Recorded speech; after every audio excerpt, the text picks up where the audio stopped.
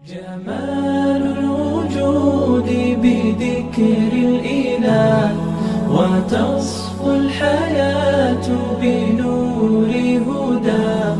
جمال الوجود بذكر الإله وتصفو الحياة بنور.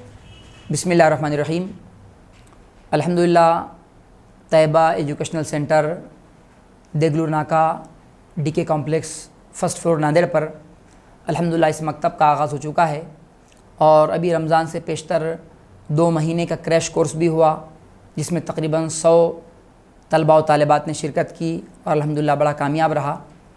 آنے والی 1 مئی سے انشاءاللہ تبارک و تعالی مکتب طیبہ ایجوکیشنل سینٹر میں الحمدللہ جدید داخلوں کا آغاز عمل میں آ رہا ہے، اور یہ مکتب دیگلور ناکے پر وی کے کالج کے فرسٹ فلور، وی کے کالج کے نیچے ڈی کے کمپلیکس فرسٹ فلور پر انشاءاللہ تعالی شروع ہوں گا.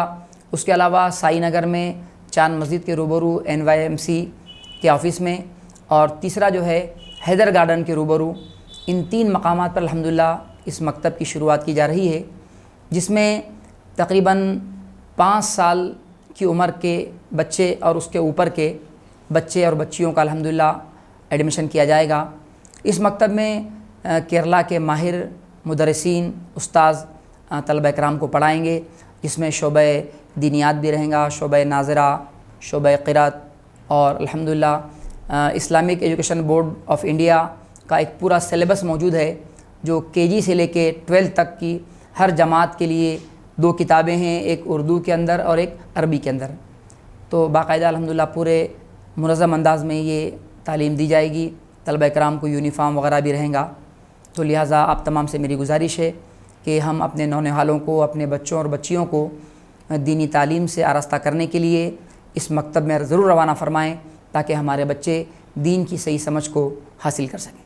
جمال الوجود بذكر الإله وتصفو الحياة بنور هدى.